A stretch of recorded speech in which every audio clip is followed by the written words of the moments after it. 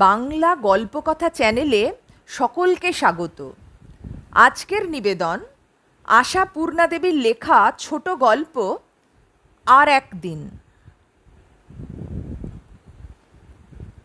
ওদের ভালোবাসাটা তা বলে এমন কিছু নভেলি ভালোবাসা ছিল না। উভয় পরিবারের বন্ধুত্ব বন্ধনের সূত্রে প্রায় পারিবারিক প্রথার মতোই দু বাড়ির ছেলেমেয়েদের মধ্যে ছেলেবেলা থেকেই সেই সহজ প্রীতির সম্বন্ধ গড়ে ওঠে, সেইটুকুই, তার বেশি নয়। এদের ছেলেরা ওদের ছাতে ঘুড়ি ওড়াতে গেলে অথবা ওদের ছেলেরা এদের উঠোনে মার্বেল খেলতে এলে কেউই যেমন দোষের বলে গণ্য করত না, তেমনই গণ্য করত না এ বাড়ির অলকা ও বাড়ির অশোককে দুখানা রুমাল সেলাই করে দিলে অথবা ও বাড়ির অশোক এ বাড়ির অলকাকে একখানা বই প্রেজেন্ট করলে। শুধু এইটুকুই সুযোগের অবসরে যতটুকু আর যেমন ভালোবাসা সৃষ্টি হওয়া সম্ভব। উপহারের বইতে খিদের চাহিদা মেটে না। অশোকের ডিউটি ছিল যেন তেন প্রকারেণ অলকাকে বই যোগান দেওয়া, কিন্তু বইয়ের পোকাকে বই জুগিয়ে কুলিয়ে উঠতে কে পারবে? অশোক বলে, তোর জন্য দেখছি আরও 2-4টে লাইব্রেরির মেম্বার হতে হবে। মাত্র 2টো লাইব্রেরির বইতে কুম্ভকর্ণের ক্ষুধা মেটা শক্ত। অলকা রেগে বলতো, কুম্ভকর্ণ যা খুশি বলবে না বলছি অশোকদা, তাহলে আর তোমাদের বাড়ি জন্মে আসবো না। অশোক হেসে বলতো, না এসে পারবি? কেন পারবো না? বাড়িতে কালীসিংহীর মহাভারত আছে, তাই পড়বো বসে বসে। ভালো ভালো। অশোক কৌতুক হাস্যে মন্তব্য করত, খুব ভালো। ঈশ্বর তোকে সুমতি দিয়েছেন দেখে বড় আনন্দ হচ্ছে। সত্যি তো, কেন মিথ্যে কতকগুলো নভেল নাটক পড়ে উচ্ছন্ন যাবি? পরিণীতা করে তো হত্যে হয়ে যাচ্ছিলি। এনেছিলাম, যাকে ফেরত দিয়ে দেব। ব্যাস, আর রক্ষে থাকতো না। হই হই করে উঠতো অলকা। ও মা গো, কি সাংঘাতিক ছেলে তুমি অশোকদা, এনে লুকিয়ে রেখেছ বলে বাড়াবাড়ি রকমের কাড়াকাড়ি শুরু করে দিত। একেবারে সম্ভব অসম্ভব এমন সব জায়গা তছনছ করে খুঁজতো যে গুছিয়ে দিতে তাকেই আবার 1 ঘন্টা খাটতে হতো। এসব ঘটনা যে অভিভাবকদের অসাক্ষাতেই ঘটত এমনও নয়, কারণ তারা এতে কৌতুক উপভোগ করা ছাড়া সন্দেহের কিছু দেখতেন না। অবশ্যই অসাক্ষাতেও যে একেবারে কিছুই ঘটানো হতো না তা নয়। ধরো সেই একটি দিনের কথা, বোধহয় সে একটা প্রথম বৈশাখের এলোমেলো বিকেল। অশোক শশব ব্যস্ত হয়ে এসে অলকার মাকে প্রশ্ন করে, অলকা কোথায় গেল মাসিমা? আহা, কালকে বেচারা অনেক খেটে খুঁটে এক গাদা বইয়ের এক লিস্ট করে দিয়ে এলো আমায়, আর আমি সেটি, বুঝলেন মাসিমা, সোজা পকেট শুদ্ধ ধোপার বাড়ি। উফ, শুনলে যা হাত পা আছড়াবে। গেল কোথায়? অলকার মা আক্ষেপের স্বরে উত্তর দেন, আর কোথায়, বিকেল হলে কি আর মেয়ের টিকি দেখবার জো থাকে? সেই ছাতে উঠে বসে আছে। অশোক বললে, মাটি করেছে, ছাতে এখন কে যাবে বাবা, থাক, ওর বই আর আসছে না, রেগে মরবে আর কি। অলকা, এই অলকা। বলা বাহুল্য অলকার কান অবধি পৌঁছয় না সে ডাক। অশোক বলে, তাই এ সময় ছাতে উঠে বসে থাকবার ওর দরকারটাই বা কি? এই রান্না টান্না তরকারি কোটা সব আপনাকে একা করতে হয় তো? কাজ টাজ কিছু শেখান মেয়েকে। কাজ করবে অলকা, তাহলেই হয়েছে। সে সম্ভাবনাকে নস্যাৎ করে দিয়ে মেয়েকে ডাকাডাকি করেন অলকার মা। মুখ পোড়া মেয়ে, নাব না ছাদ থেকে। এই অশোক এসে দাঁড়িয়ে রয়েছে, কি লিস্টি ফিস্টি দিয়ে যাবি, যা না। অলকা, কালা হয়ে বসে আছিস নাকি? অশোক বলে, আহা, ওরও দোষ নেই মাসিমা, ঠেলে খান 30-40 বইয়ের নাম লিখে দিয়ে দিব্যি নিশ্চিন্দি আছে, মনে জানে আসতে যা দেরি। দিনে দুখানা করে বই গেলে যে কি করে। অলোকার মা বলেন, যোগান পেলে আর গিলবে না কেন? তোকেও যেমন ভূতে পেয়েছে বাবা।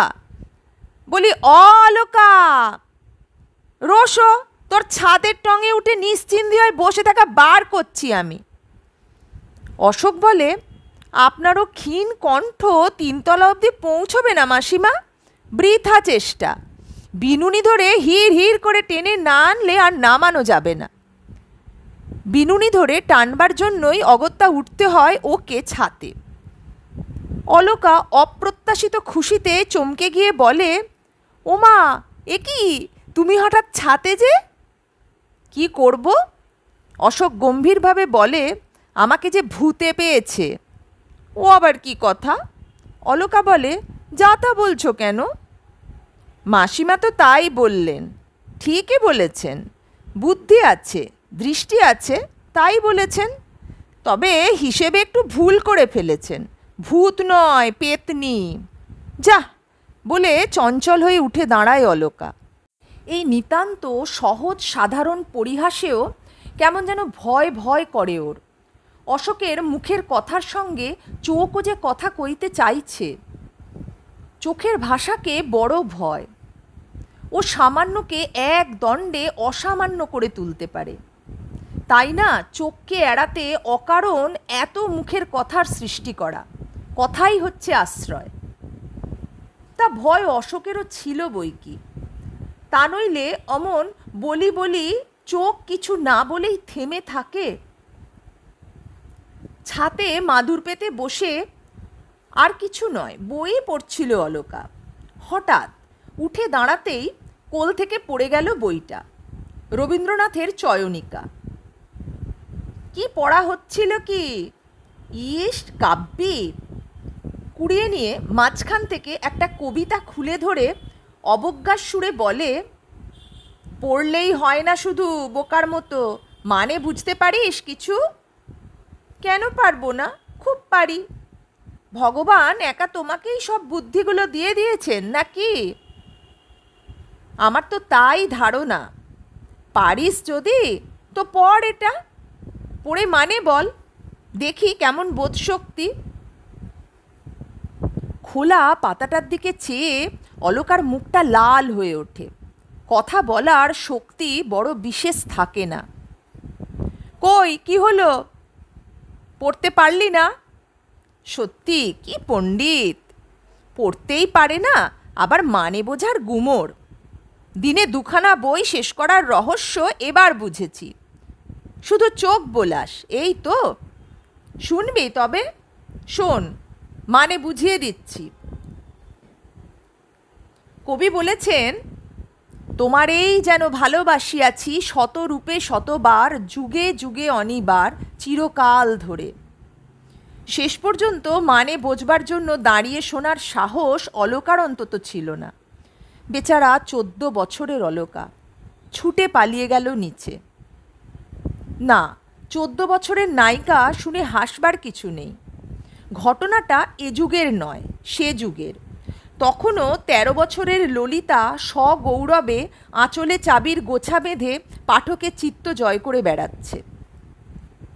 অবশ্যই এমন সুযোগ সুবিধে বড় বেশি পাওয়া যেত না। এ জীবনে দুজনের মিলন না হলে জীবন মিথ্যে হয়ে যাবে, এমন আজগুবি কথা দুজনের একজনও ভাবেনি কোনো দিন। দুজনে দুজনের বিরহে সারা জীবন ব্যর্থ দীর্ঘ নিঃশ্বাস ফেলছে, এমন ডাহা মিছে কথা গল্প লেখকেরও লিখতে বাধবে। আসল ঘটনা এই, তারপর থেকে ওদের আর দেখাই হয়নি। সংসারের জটিল ঘটনাচক্রে বিচ্ছিন্ন হয়ে যাওয়া একটি 14 বছরের মেয়ে আর একটি 18 বছরের ছেলে নিজেদের চেষ্টায় আর কখনো মুখোমুখি হতে পারেনি। দুটো বাড়ির একই বাড়িওয়ালা। বাড়ি দুখানাকে ইমপ্রুভমেন্ট ট্রাস্টের কবলে ফেলে দিয়েছিল মোটা টাকা মূল্য ধরে নিয়ে। দুই ভাড়াটে ছিটকে চলে গিয়েছিল শহরের সম্পূর্ণ দুই প্রান্তে। অশোকের খবর আর রাখি না। অলকাকে জানি। ওর বাবা উঠে এসেছিলেন খিদিরপুরের ডকের কাছাকাছি একটা ছোট্ট বাড়িতে। সেখানে এসে কপাল খুলে গেল ভদ্রলোকের। জলের দরে নাকি কিনে ফেললেন এক জলে ডোবা জাহাজ। শেষ পর্যন্ত জলেই জল বাঁধল। বাড়ি করলেন, গাড়ি করলেন, মেয়ের ঘটা করে বিয়ে দিলেন। বিয়ের রাত্রে ওরা এলো দমদম থেকে নেমন্তন্ন খেতে। শুধু অশোকের আশা হলো না, তার তখন নাকি সামনে বিয়ে এক্সামিন। নেমন্তন্ন খাওয়ার মতো বাজে কাজে সময় নষ্ট করার সময় কোথায়? 24 ঘন্টাই তো পড়ছে ঘরে খিল দিয়ে। বিয়ের দিন নিশ্চয়ই অশোকদার সঙ্গে দেখা হবে, এমনি একটা সহজ আশার আলোয় মনের আকাশ উজ্জ্বল হয়েছিল অলকার বিয়ের দিন পর্যন্ত। অশোকদার সঙ্গে দেখা হলো না, এই নৈরাশ্যের মেঘ নিয়ে দাম্পত্য জীবনের শুরু। সুন্দর স্বভাব স্বামী, স্নেহে প্রেমে ক্ষমায় মহান, হাসি খুশি চঞ্চল। সদ্যোন্মেষিত কিশোরী হৃদয় দ্বিধাগ্রস্ত হবার অবকাশই পেল না। সুখে সৌভাগ্যে আলোকিত হয়ে উঠল সে জীবন।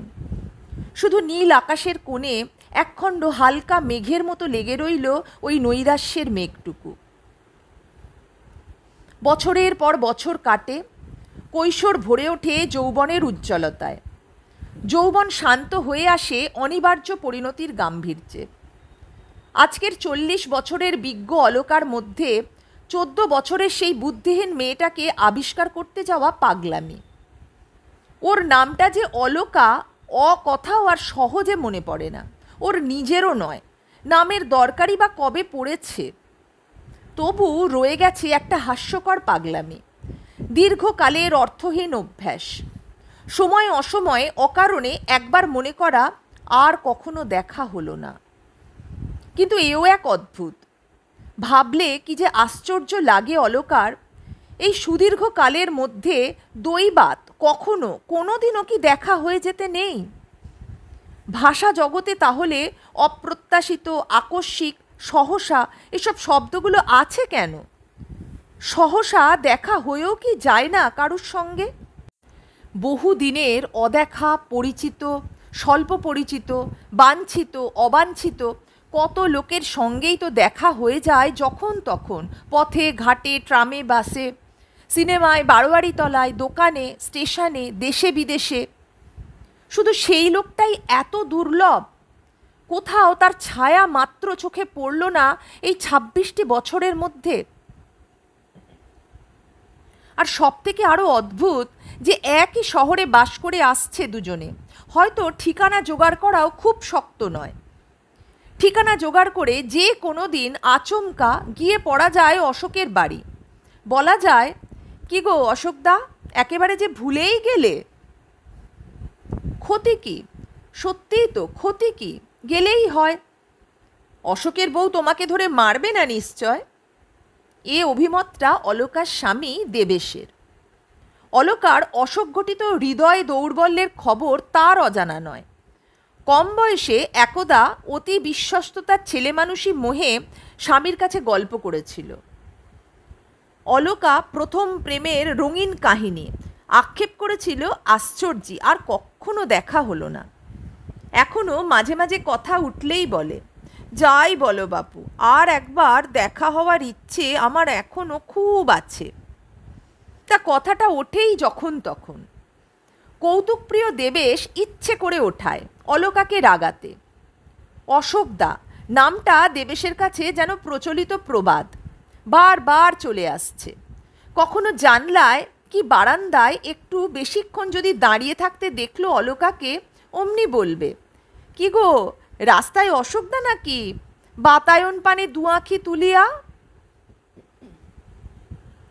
অলকা রাগ দেখিয়ে উত্তর দেয়, হ্যাঁ তাই তো, রোজ এই সময় সে এসে ঠায় রোদ্দুরে ফুটপাতে দাঁড়িয়ে থাকে যে, তাই বিগলিত করুণায় একবার করে দর্শন দিই।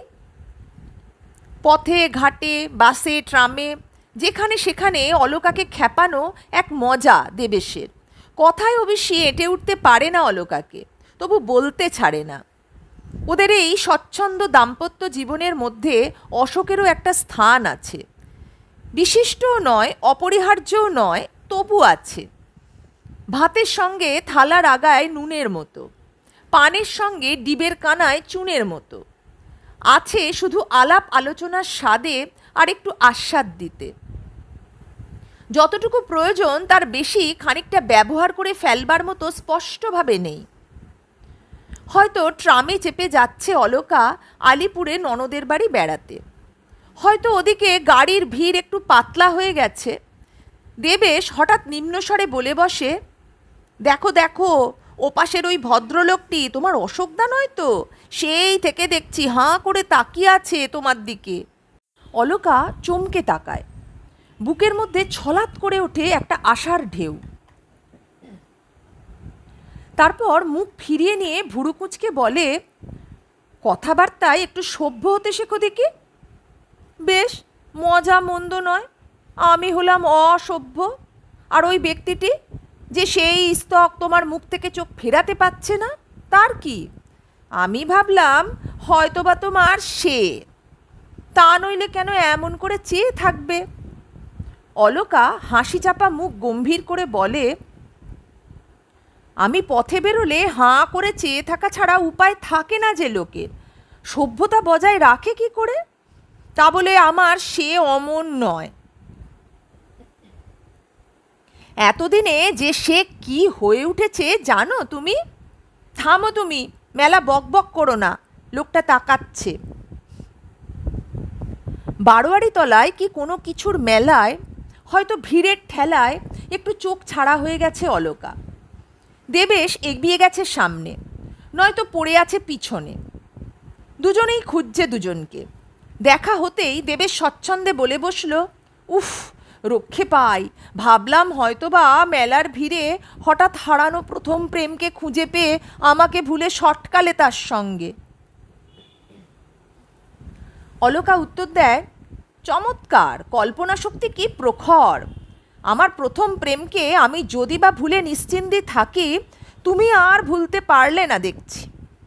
কি করে পারবো? দেবেশ কপট দীর্ঘ নিঃশ্বাস ফেলে। মনের মধ্যে যে কাঁটা বিঁধেই আছে। বিঁধে নেই বলেই হয়তো বলতে পারে, থাকলে পারত কি? নিজের থেকে বছর আষ্টেকে ছোট, চিরদিন অনুপস্থিত একটা ছেলেকে নিজের প্রতিদ্বন্দ্বী ভাববে এমন পাগল দেবেশ নয়, পাগল অলকাও নয়। তবু সত্যি কি অলকা মেলার ভিড়ের হাজারখানা মুখের দিকে দৃষ্টি ফেলে ফেলে দেখে না? পথ চলতে থমকে দাঁড়ায় না? সিনেমায় থিয়েটারে গিয়ে ফেরার সময় রোশবাবু ভিড় কমুক বলে দাঁড়িয়ে থাকে না সিঁড়ির একধারে, শেষ দর্শকটি চলে যাওয়া পর্যন্ত? দেবেশ অনুযোগ করলে বলে, হোক গে, 2-4 মিনিটে কি রাজ্জা বয়ে যাবে, ঠেলাঠেলি দেখতে পারি নে। এ একটা নেশা, বোধ করি অভ্যাসের নেশা, তাছাড়া আর কি? খ্যাপার পরশ পাথর খোঁজার মতো। হয়তো সংসারের সহস্র বন্ধনের পাকে পড়ে গেলে এ নেশা কবে ছুটে যেত। কিন্তু সে অবসর হলো কই? নিঃসন্তান জীবন, জীবনের চেহারা আর বদলাতে পেল না, বরাবর একই রকম থেকে গেল। নিঃসন্তান দম্পতি সর্বত্রই প্রায় একসঙ্গে ঘোরাফেরা। দেবেশের মামাতো বোনের বিয়ে উপলক্ষে সকালের গাড়িতে চলেছে দুজনে চন্দননগর। কামরায় উঠে গুছিয়ে বসে দেবেশ প্রথম কথা কয়, হ্যাঁ গো, ওদের বিয়েতে দেবার শাড়িখানা ভুলে ফেলে আসনি তো? এসেছি। কি সর্বনাশ, তাহলে উপায়? উপায়ের অভাব কি? চন্দননগর তাঁতের শাড়ির জন্য বিখ্যাত। তার মানে গিয়ে আবার একটা কিনতে হবে? ভুলে ফেলে এলে অবশ্যই হতো, কিন্তু থামো তো তুমি। খবরের কাগজখানা সঙ্গে নিতে বলেছিলাম, নিয়েছিলে? তা নাওনি। জানতাম আগেই, যত ভুল সব আমিই করি যে। নবদম্পতি নয় যে কেউ ওদের কথোপকথনে কর্ণপাত করবে। সম্পর্ক সম্বন্ধে সন্দেহের অবকাশ মাত্র নেই যে কেউ কৌতূহলী দৃষ্টি ফেলবে, তাকিয়ে দেখেও না কেউ।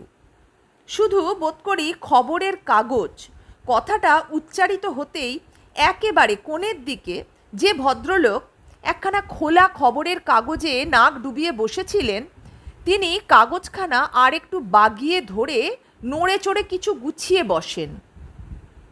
বোধহয় মনে মনে আশঙ্কিত হন, এই রে বাবা, চাইবে না তো? মুখটা স্পষ্ট দেখা যাচ্ছে না, তাই মুখের ভাব বোঝা যায় না। কাগজের ওপর জেগে আছে শুধু ভুরুর ওপর থেকে তেল চকচকে টাকোলা মাথাটি। কর্তাগিন্নিতে নিচু গলায় সাবধানে কথা চলে। লোকটাকে যেন কোথায় দেখেছি। লোকটার আর কতটুকু দেখতে পাচ্ছ? মুখচন্দ্র তো কাগজের আড়ালে। তা হলেও হাত, পা, কপাল, ভুরু সবটা মিলিয়ে কেমন যেন চেনা চেনা লাগছে। দেখো, আবার তোমার অশোকদা কিনা? চিরাচরিত ধরনে মিটিমিটি হাসে দেবেশ। অলকাও নিচু গলায় হেসে ওঠে। সত্যি যা বলেছ, ওই টেকো বুড়োটা নইলে আর অশোকদা কে হবে? দেখাতে তো আর পারলাম না কখনো। কপাল আমার, কি ফাইন চুল তার জানো? রেশম হার মানে। প্রেমে পড়েছিলাম কি আর অমনি? আহা, সেই কৃষ্ণ কুঞ্চিত কেশদাম এখনো টিকে থাকবে, তার মানে কি? না, একেবারে গড়ের মাঠ হয়ে যাবে। তুমি হিংসের জ্বালায় তাই চাও আর কি। একটু চুপচাপ। ছটপটে দেবেশ আবার কথা কয়ে ওঠে, আচ্ছা, কাগজখানা চেয়ে দেখব একবার। কিছুক্ষণ নিস্তব্ধতার পর আচমকা এ কথায় চমকে ওঠে অলকা। কে জানে এতটাই বা চমকায় কেন? প্রায় বিরক্তভাবে বলে, কেন, কি এত রাজকার্য পড়েছে কাগজে? আহা, বুঝছো না? কাগজ সরালে মুখটা পরিষ্কার দেখা যেত। আসল কথা, চুপ করে থাকতে এক দণ্ডও পারে না দেবেশ। অলকার নিস্তব্ধতাও ওর অসহনীয়। গল্প করবার মতো কিছু যখন মিলছে না হাতের কাছে, পুরনো ঠাট্টাই চলুক। অলকা রেগে বলে, যাবে তার কি? কি চতুর্বর্গ লাভ হবে তোমার ওর মুখ দেখে? দেবেশ কৃত্রিম করুণ মুখে বলে, আমার আর কি, তোমারই যদি কিছু লাভ হয়। বলছিলে কি না ওকে চিনি চিনি করি, চিনিতে না পারি। ভাবলাম, খবরদার বলছি, ওই বিদঘুটে কথাগুলো বলবে না আর। যখন তখন যেখানে সেখানে বললেই হলো ওই আজে বাজে কথা। এত হাড় জ্বালাতেও পারো। অবশ্য সব কথাই অপরের কান বাঁচিয়ে। সংবাদপত্র পাঠক ভদ্রলোক তখন কাগজখানা উল্টে ছোট করে ভাঁজ করে নিয়ে পড়তে শুরু করছেন। অবনত মুখের সবটাই প্রায় দেখা যাচ্ছে। অলকা এক নজর দেখে নিয়ে মুখটা অন্যদিকে ফেরায়। এক্ষুনি দেবেশ হাসাহাসি শুরু করবে। সত্যিই যে একটু ভালো করে দেখে নিয়ে মনে পড়াবে কোথায় দেখেছে লোকটাকে, সে আর দেবেশের জ্বালায় হবার জো নেই। অথচ দেখেছে যে কোথাও, তাতে সন্দেহ নেই। কিন্তু কবে, কখন, কোথায়? কোথায় দেখেছে এরকম গোলগাল, নেওয়াপাতি গড়ন, এমন চুকচুকে টাক? কই, অনেক চেষ্টা করে কিছুতেই মনে করতে পারে না। তবু মনে খটকা থেকে যায়। ভুরুর ওপর দিকে ফর্সা কপালে কালো কুচকুচে ওই তিলটা কেমন যেন পরিচিত নয়। ওরকম আর কার দেখেছে কবে? দেবেশের আবার উসখুস শুরু হয়। পানের কৌটোটা এসেছে তো? নিজের পকেটে হাত দিয়ে দেখো। জর্দাটা? জানি না। নিজের জিনিস নিজে ঠিক করে আনতে পারো না? উফ, একেবারে যেন মিলিটারি। হলো কি? দেখো, তুমি আমার কথা শুনলে না। ওই ভদ্রলোকের সুটকেসে কিন্তু লেখা রয়েছে এ মুখার্জি। মুখার্জি? অলকা একবার সামান্যতম চমকায়, তারপর গম্ভীরভাবে আউড়ে যায়। অজিত, অমল, অবনী, অসিত, অপূর্ব, অনিমেষ, অখদ্দে, অগা। অর্থাৎ কিনা এতগুলো নামের মধ্যে যে কোনো একটা নামের অধিকারী যে কোনো মুকুজ্জে পরিবারে জন্মালেই সুটকেসে এ মুখার্জি লিখে সঙ্গে নিয়ে বেড়াতে পারে। গাড়ি শ্রীরামপুরের কাছ বরাবর আসতেই বহু আলোচিত ভদ্রলোকটি কাগজখানি পাঠ করে নিয়ে উঠে দাঁড়ান। সুটকেসটি বাঁ হাতে তুলে নিয়ে ডান হাতে পাঠ করা কাগজখানা দেবেশের দিকে বাড়িয়ে ধরে সম্পূর্ণ দেবেশের দিকে তাকিয়েই স্মিত হাস্যে আবেদন করেন, পড়বেন? ভদ্রতার বদলে ভদ্রতা। দেবেশও স্মিত হাস্যের সঙ্গে প্রত্যাখ্যান করে, দরকার হবে না, এই তো নেমে যাব এক্ষুনি। চওড়া ডাঁটিওলা কালো সেলের চশমা পরা ভারী সারি পুরন্ত মুখে অমায়িক হাসিটি বেশ মানানসই, দেখলে আবার যেন দেখতে ইচ্ছে করে। অমায়িক হাসি আবার প্রশ্ন করেন, যাচ্ছেন কোথায়? চন্দননগরে, মামার বাড়ি। মামার বাড়ি? ভালো জায়গায় যাচ্ছেন তাহলে। সহসা অন্ধকার জবনিকার গায়ে আছড়ে এসে পড়ল হঠাৎ জানলা খুলে দেওয়া আলোর ঝলক, বিস্মৃতির পর্দায় স্মৃতির বিদ্যুৎ রেখা। না, সন্দেহের অবকাশ নেই, অশোকই। ডান ভুরুর ওপর কালো কুচকুচে তিলটি এখনো তেমনি নির্ভুল, স্পষ্ট। একটি তিল কি তুচ্ছ, পুরনো মুখকে চিনিয়ে দেওয়ার পক্ষে যথেষ্ট নয়। এই তিলটাকে অনবরত দেখতে পাচ্ছিল, তবু অশোককে চিনতে পারেনি অলকা। এতক্ষণ সামনাসামনি বসে থেকে পারেনি পরিষ্কার মুখোমুখি তাকিয়ে। অশোক পেরেছে, কিন্তু জগতে কার কি ক্ষতি হতো যদি অশোক অলকাকে চিনতে না পারত? অলকার সঙ্গে নিতান্ত স্থূল এই রসিকতাটুকু না করলেই বা তার ভাগ্য বিধাতার কি এমন এসে যেত? অশোককে দিয়ে এই কথাটুকু না বলালে কি চলছিল না তার? কে, অলকা নাকি অশোকদা? মৃদু অস্ফুট উত্তর। রেলগাড়ির অসুবিধা সত্ত্বেও নিচু হয়ে নমস্কার করে অলকা। অশোকদা? দেবেশ চোখ বড় করে বলে, সত্যি তাহলে সেই বিখ্যাত অশোকদা? বিখ্যাত নাকি? কি ব্যাপার? বিলক্ষণ, আপনাকে নিয়ে তো আমাদের। ছি অলকা, শেষ পর্যন্ত তুমিই হেরে গেলে। বুঝলেন মশাই, আপনার বাল্য বান্ধবী এতক্ষণ আমার সঙ্গে তর্ক করছিলেন, অশোকদার কখনো অত টাক হতে পারে না। আমার কিন্তু প্রথম থেকেই সন্দেহ হচ্ছিল। তাই নাকি? হা হা করে হেসে ওঠেন ভদ্রলোক। আপনি তো আমাকে দেখেনইনি। দেবেশ অভ্যস্ত রসিকতার ভঙ্গিতে বলতে যাচ্ছিল, দেখিনি, শুধু বাঁশি শুনেছি। কিন্তু বলা হলো না, গাড়ির বাঁশি বেজে উঠল। ট্রেন শ্রীরামপুর স্টেশনে ইন করেছে। মাত্র 1 মিনিটের স্টপেজ। গাড়ি থামার সঙ্গে সঙ্গে ভদ্রলোক নড়ে ওঠেন। তাড়াতাড়ি 2 হাত জোড় করে বলেন, নমস্কার, এসে গেল আমার গন্তব্যস্থল। আপনার সঙ্গে দেখা হয়ে খুশি হলাম। অলকা, চললাম তাহলে, অনেক দিন পরে দেখা হলো, কি বলো? নেমে গেলেন ভদ্রলোক তাড়াতাড়ি করে। সঙ্গে সঙ্গে গাড়ি চলতে শুরু করলো। আর সেই চলার সঙ্গে সঙ্গেই মুহূর্তে স্তব্ধ হয়ে গেল একটি মধুর বেদনার সঙ্গীত। থেমে গেল একটি সুর। অভিনয়ের পিছনে আবহ সঙ্গীতের মতো অলকার জীবনের নেপথ্যে ঝঙ্কৃত যে অনাহত মৃদু সুরটি তার সমগ্র জীবনকে গেঁথে রেখেছিল একটি সুষমার ছন্দে, চিরদিনের মতো থেমে গেল সে সুর, ভেঙে গেল সে ছন্দ। না, সে সুর আর বাজবে না, সে ছন্দ আর ফিরে আসবে না। আর একবার দেখা হলো না বলে যে নিঃশ্বাস ফেলবার মধুর সুখটুকু গেল ফুরিয়ে, হয়তো আবার আর একদিন দেখা হবে, এই আবেশময় আশাটুকুর হলো সমাধি। হায়, কি প্রয়োজন ছিল আর একবার দেখা হবার? কি ক্ষতি ছিল আর একদিন দেখা না হলে? তবু মনের ভিতরটা কেউ কারুর দেখতে পায় না, এই রক্ষা। বিধাতা পুরুষের সমস্ত নিষ্ঠুরতা, সমস্ত অসৌজন্য ক্ষমা করে আসছে মানুষ, বোধ করি শুধু এই এক অপরিসীম কৃতজ্ঞতায়। মনের ভিতরের খবরটা মানুষের নিজের হাতের মুঠোয়।